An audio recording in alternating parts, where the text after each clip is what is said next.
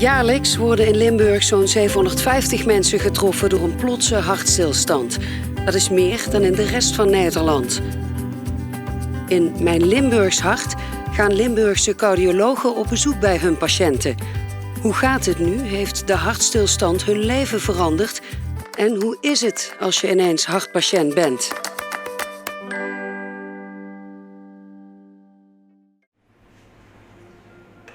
Hallo, ik ben Dion de Vrede, 49 jaar.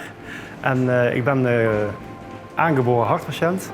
We zijn hier in Grand Eetcafé familiebedrijf De Vrede. Dat is ook de locatie waar de hart- en vaatcafés georganiseerd worden, 4 keer per jaar door ons.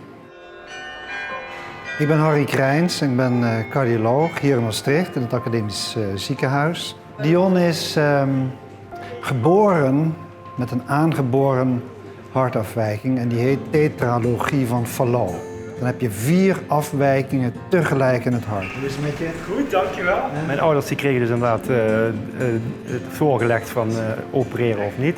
Maar ze hebben op een gegeven moment de knoop toch doorgehakt. Zo'n operatie is geweldig, want hij kon van bijna niks kon hij weer met zijn leeftijdsgenoten mee. Kon hij weer meespelen. Je moet je voorstellen, ik heb tot mijn 7e eigenlijk inderdaad op een stoeprandje gezeten. Naar andere kinderen zitten te kijken hoe die zaten te spelen.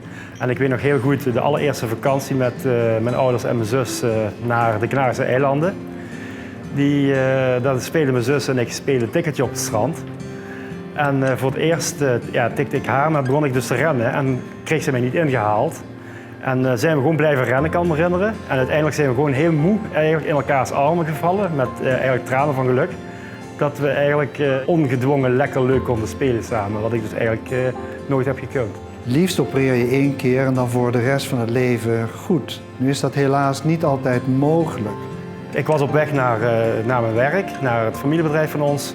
En ben ik in elkaar gezakt, heb ik een hartstilstand gehad en heb in de ambulance eigenlijk zelf een helder moment gehad om mijn t-shirt omhoog te doen en om mijn litteken te wijzen.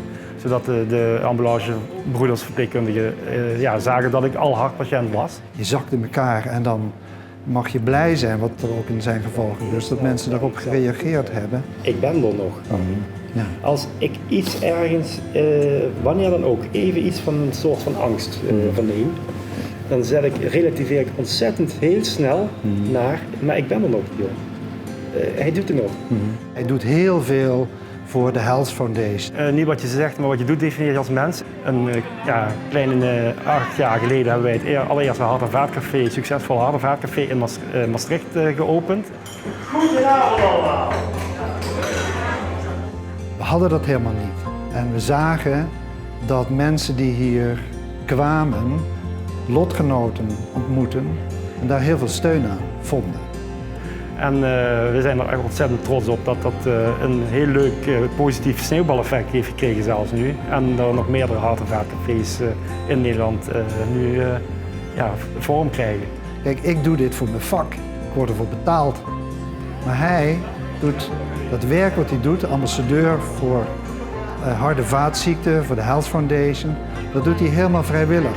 Leef elke dag alsof het de laatste is. Het kan iedereen en echt overal en onverwachts gebeuren. En ik heb zo het geluk gehad door de fases in mijn achteruitgang van hetgeen wat ik met me meedraag, dat op dat moment ook de medische wetenschap zover is en de kunde en de ervaring van de specialisten, die mij dan inderdaad eigenlijk toch een aantal keer al een leven gered hebben. Met uw financiële steun en Hart- en Vaatonderzoekfonds Limburg steunt u de generaties van nu en morgen. U steunt ons toch ook? Geef vanuit uw Limburgs hart.